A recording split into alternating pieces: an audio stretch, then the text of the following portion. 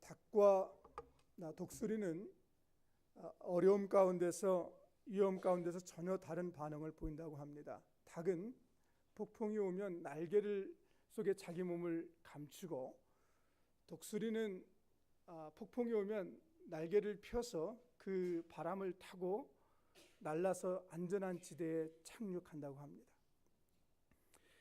우리 인간들 가운데서도 두 부류의 인간이 있다고 생각이 되어집니다. 닭형의 인간이죠. 어려운 일을 당하고, 그리고 억울한 일을 당하고, 그리고 고통스러운 일을 당하고, 그럴 때 숨어버리고 도망쳐버리고, 그리고 더 이상 움직이지 아니하는 그런 피해만 다니는 그런 닭형의 인간이 있습니다. 그러나 독수리형의 인간은 그러지 않습니다. 그 어려움을 향하여서 달려나가고, 그리고 그 날개를 펴고 그 어려움을 향하여서 창공을 날아가기 시작한다는 것입니다. 여러분, 어떤 형의 신자라고 생각이 되어집니까? 신앙생활을 하면서 교회 봉사를 하다가 어느 날 그 일을 그만두겠다고 목회자를 찾아와서, 아니면 또는 셀 리더를 찾아와서 이야기하는 그 사연을 들어보면 자녀의 문제가 있고 직장의 문제가 있고 경제적인 어려움이 있어서 더 이상 그 일을 할 수 없노라고, 그래서 그 자리에서 숨어버리는 사람들을 참 많이 만나게 되어집니다. 그러나 독수리의 인간은, 신자는 그러지 않습니다. 그 어려움 앞에서 굴하지 아니하고 믿음의 날개를 펴고, 그리고 하나님의 그 약속을 붙들고 날아가는 자입니다. 여러분, 우리에게 문제가 있는 것이 문제가 아닙니다. 많은 사람들은 자기가 문제가 있는 것 때문에, 그 문제 때문에 힘들어하고 고통해합니다. 그 고난의 그 밤 속에서 잠을 지새우지 못하고 눈물로, 고통으로 한숨을 새우는 걸 볼 수가 있습니다. 그러나 여러분, 우리에게 문제가 있는 것이 문제가 아니라, 우리에게 진정한 문제는 문제를 볼 수 있는 관점, 문제를 해석할 수 있는 해석의 능력이 없는 것이 문제라는 것입니다. 오늘 성경의 시편의 119편 기자 71절 기자는 이렇게 말합니다. 같이 한번 읽어볼까요? 고난 당하는 것이 내게 유익이라. 이로 인하여 내가 주의 율례를 배우게 되었나이다. 여러분, 누군가에게 억울한 일을 당하고, 내가 고통스러운 일을 당하고 힘든 일을 당하였을 때, 모든 사람들은 그 고통 가운데서, 그 고통 가운데 있습니다.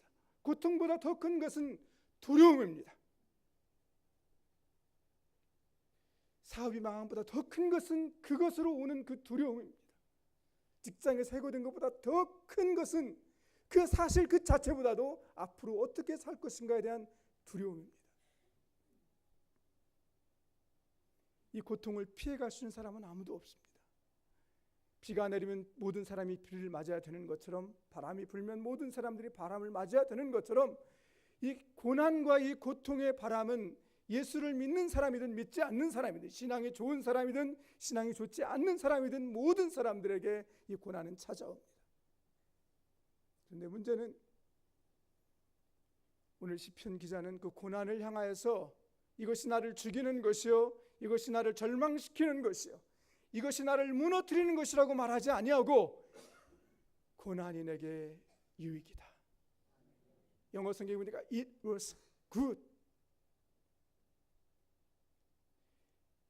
여러분, 어떻게 고난이 여러분에게 좋은 것일 수 있습니까? 어떻게 내 인생을 망가뜨리고 내가 억울한 일을 당하는데, 힘든 일을 당하는데, 그것이 어떻게 내게 좋은 일이 될 수가 있습니까?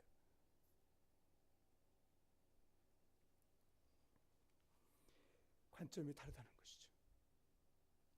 여러분, 광용우 박사님을 잘 아시죠? 광용우 박사님은 태어날 때부터 앞을 못 보는 사람이 아니었습니다. 그는 앞을 보는 사람인데, 중학교 때 축구를 하다가 축구볼에 맞아서 한쪽 시력을 잃어버렸고, 나중에 나머지 시력까지 잃어버리게 되었어요. 그리고 그 부모님이 돌아가시고 혈혈단신 고아가 되었어요. 그가 유일하게 할 수 있는 것이라고는 자살밖에 없었어요. 그가 방황하고 있을 때 한 목사님의 설교를 듣게 되었습니다. 그리고 그 목사님을 만나게 되었어요. 그래서 그 목사님이 이 강영우 박사 이렇게 권면했다고 합니다. 영우야, 네가 없는 것 한 가지 때문에 네 인생을 그렇게 불행하게 살지 말고 네가 가지고 있는 남은 것 9가지 그것을 가지고 감사해라. 그 말이 강영우 박사의 인생을 바꾸어 놨어요. 그 말이 그 눈을 뜨게 한 것은 아니었어요. 그 말이 시력을 되찾게 한 것은 아니었어요. 그 말이 불행을 없애게 해준 것은 아니었어요.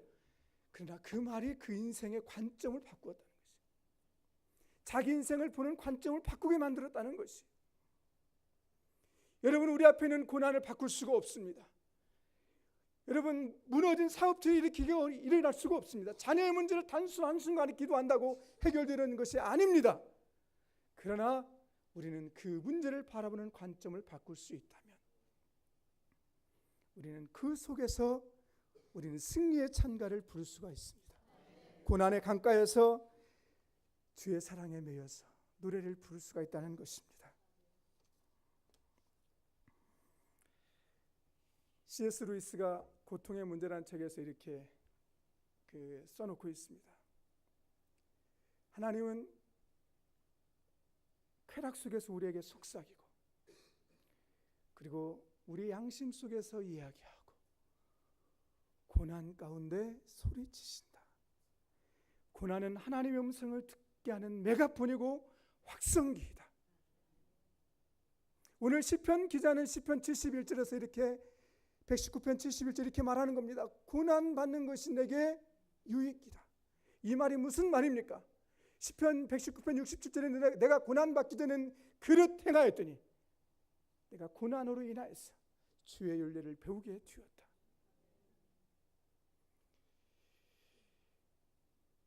여러분, 평상시에는 우리가 들을 수 없는 하나님의 음성, 하나님은 여전히 우리에게 말씀하고 계시지만 우리는 쾌락 속에 있을 때는 그것이 속삭임으로밖에 들리지 않습니다. 평안할 때는 우리 양심 속에서 이야기로밖에 들리지 않습니다. 그러나 여러분, 고난 가운데 있었을 때 평상시 읽었던 말씀이 그것이 내게 살아있는 활자가 되어서 내 양심을 두드리고 내 영혼을 두드리기 시작한다는 것입니다. 그래서 고난은요, 힘들지만 어렵지만 하나님의 음성을 들을 수 있는 유일한 기회가 된다는 것이 마태복음 5장 3절에 보면 예수님이 심령이 가난한 자는 복이 있나니 천국이 저희 것이며 이렇게 말하고 있어요. 여러분, 마태복음 5장은 산상수훈이에요. 거기에 모이는 무리들이 있었습니다. 그 무리들이 누구입니까? 마태복음 4장 23절에서 25절까지 보면 한번 그들을 띄워주실래요? 예수께서 온 갈릴리에 두루 다니사 저희 회당에서 가르치시며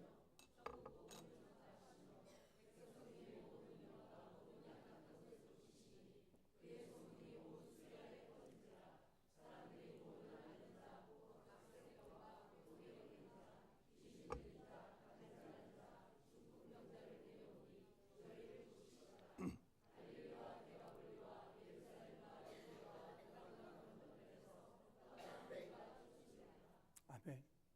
여러분, 지금 예수님의 말씀을 듣기 위해서 몰려온 무리들은 누굽니까? 여기에 보면 그들은 각색병에 걸린 자들입니다. 귀신 들려 있는 자입니다. 중풍병자였습니다. 세상에서 고칠 수 없는 그 질병에 걸려 있는 자들이었습니다.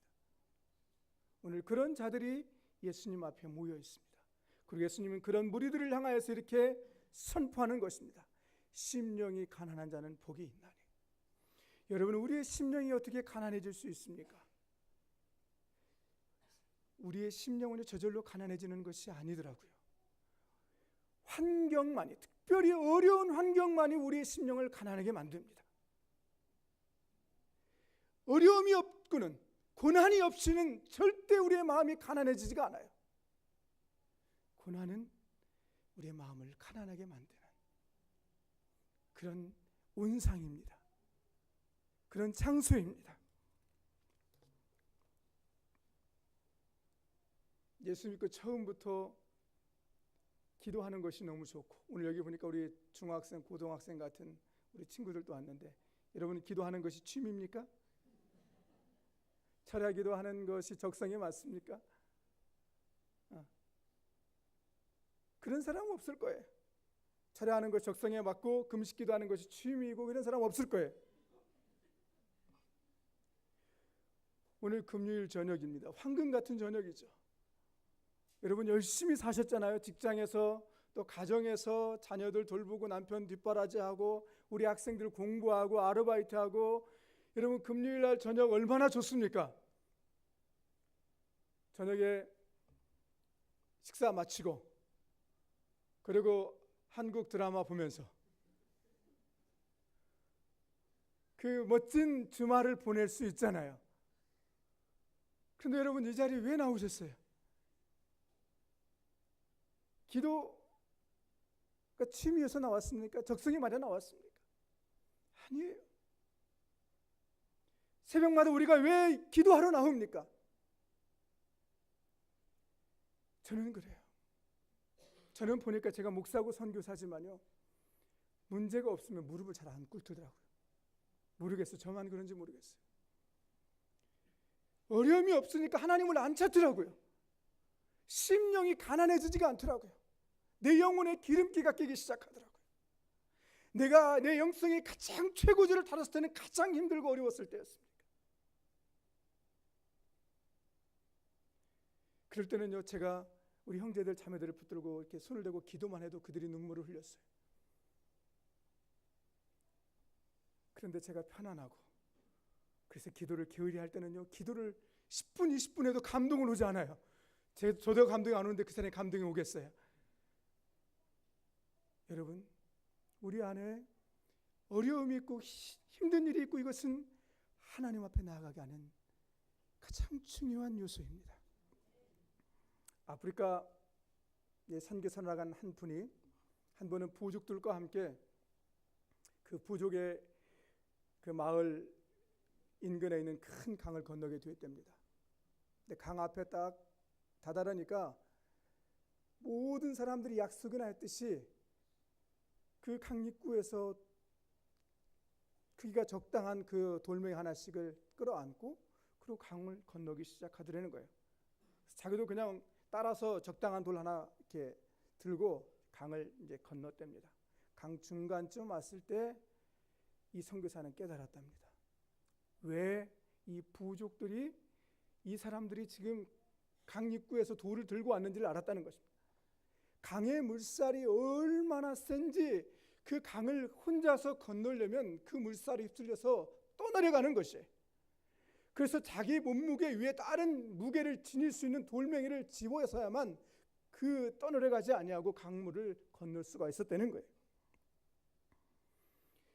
여러분, 고난은 우리 인생에서 돌멩이를 짊어진 것 같습니다. 짐을 진 것과 같습니다. 그러나 여러분, 이 짐 때문에 세상으로 우리가 빠져나가지 아니하고, 우리가 이 고난의 이 돌멩이 때문에 우리가 하나님을 떠나지 아니하고 하나님 앞에 머물러 있다는 것을 믿을 수 있기를 바랍니다.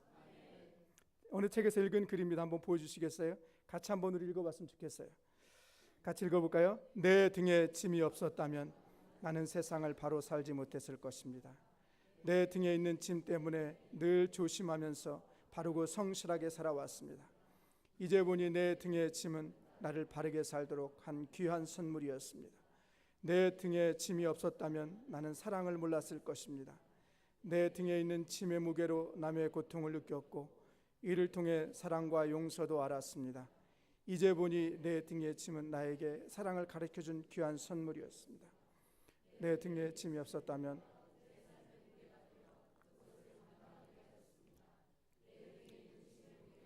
내 삶의 무게가 되어 그것을 감당하게 하였습니다. 이제 보니 내 등의 짐은 나에게 기쁨을 전해준 귀한 선물이었습니다. 내 등에 짐이 없었다면 나는 겸손과 소박한 기쁨을 몰랐을 것입니다. 내 등의 짐 때문에 나는 늘 나를 낮추고 소박하게 살아왔습니다. 이제 보니 내 등의 짐은 나에게 기쁨을 전해준 귀한 선물이었습니다. 물살이 센 냇물을 건널 때에는 등에 짐이 있어야 물에 휩쓸리지 않듯 이내 등의 짐이 나의 불의와 안일의 물결에 휩쓸리지 않게 했으며 삶의 고개 하나하나를 잘 넘게 했습니다. 내 나라의 짐, 가족의 짐, 직장의 짐, 이웃의 짐, 가난의 짐, 몸이 아픈 짐, 슬픈 이별의 짐, 내 삶을 감당해야 하는 힘이 되어 오늘도 최선을. 아멘. 여러분, 그래서 여러분 고난을 바라보는 관점을 바꿀 수 있기를 바랍니다. 우리 크리스찬에게는